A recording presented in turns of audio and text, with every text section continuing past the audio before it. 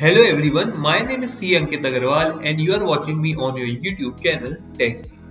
आप मेरे बैकग्राउंड में ट्रैफिक लाइट देख रहे होंगे और सोच रहे होंगे कि कहीं आज ट्रैफिक रूल्स पे तो वीडियो नहीं है। घबराइए नहीं, आज का ये वीडियो इनकम टैक्स की ट्रैफिक लाइट के ऊपर है। क्या मतलब first step of processing of return after you file your income tax return. अभी भी नहीं समझे? कोई ना। Today I am going to talk about section 143(1) that is intimation of income tax। जिस किसी ने भी अपना ITR फाइल किया होगा तो उसके पास या तो बाय मेल या by email income tax intimation आया जरूर होगा और एकदम से मन में जरूर आ गया होगा कि आखिर इसमें है क्या। बोले तो अगर लेटर ग्रीन या ब्लू है तो चैन की सांस, मतलब या तो रिफंड ग्रांट हो गया या फिर इनकम टैक्स ने आपकी detail as it is accept कर ली। और अगर रेड लेटर है तो डिमांड का नोटिस और तुरंत आप अपने चार्टर्ड अकाउंटेंट के पास चले जाते हैं। तो आखिर क्या है ये इंटीमेशन अंडर सेक्शन 143 सबसेक्शन 1 और आपको क्यों उससे घबराने की जरूरत नहीं है, इसके बारे में सारी बात हम करेंगे डिटेल में। और जानने के लिए मेरा ये वीडियो अंत तक जरूर देखें और हाँ, सब्सक्राइब और बेल आइकन दबाना ना भूलें।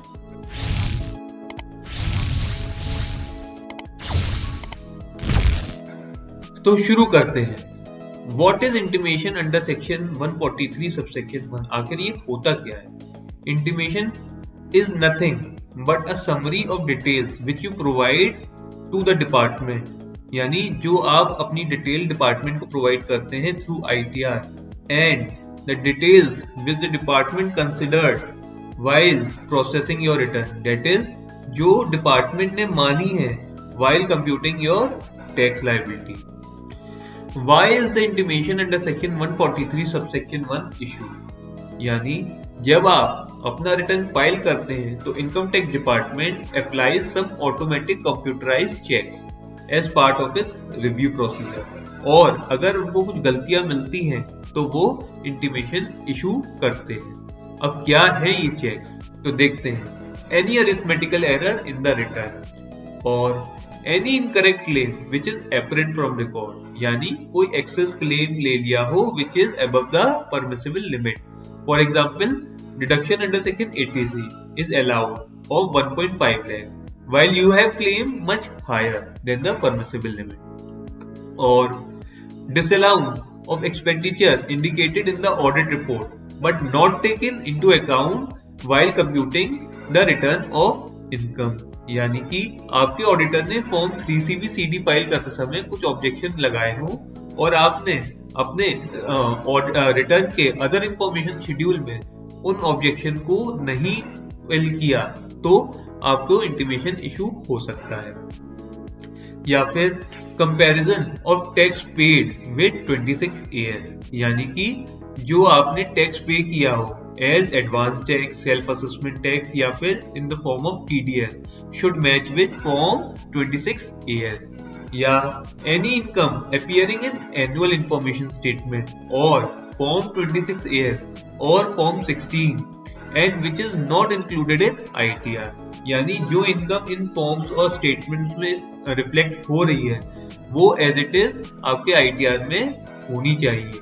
या claiming the losses for carrying forward to next year even if return is submitted late, यानी आपने रिटर्न लेट फाइल किया है और करंट ईयर के लॉसेस को कैरी फॉरवर्ड करना चाहते हैं तो वो अलाउड नहीं है। फिर क्या होगा? After these checks the income tax department issue intimation which can be green if refund is granted, blue that is return is admitted as it is, or red when demand is generated। Next question, till when can I receive intimation under section 143 subsection 1? यानी कब तक ये intimation आ सकता है? Intimation can be issued up to 9 months from the end of assessment year in which return is filed। पहले ये limit 1 साल की हुआ करती थी। What should be done on receiving intimation under section 143(1)? क्या कर सकते हैं?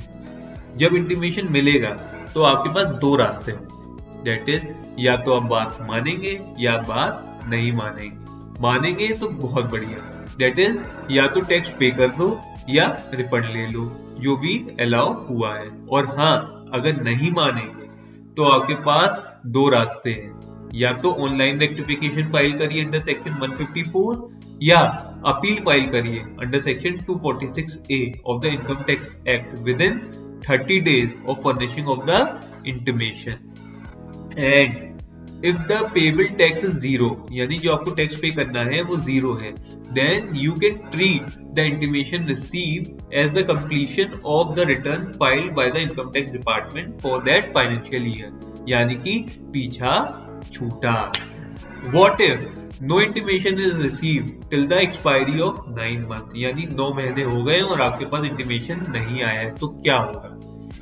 In case you do not receive any intimation till the expiry of 9 months from the end of the financial year in which you have filed your return, then your ITR-V acknowledgement will be deemed to be your intimation in that case. मगर maximum cases में intimation आ ही जाता है। How is intimation under section 143(1) received? Intimation आखिर आपको मिलता कैसे? Intimation are auto-generated and are sent to the email address provided by you at the time of filing of income tax return.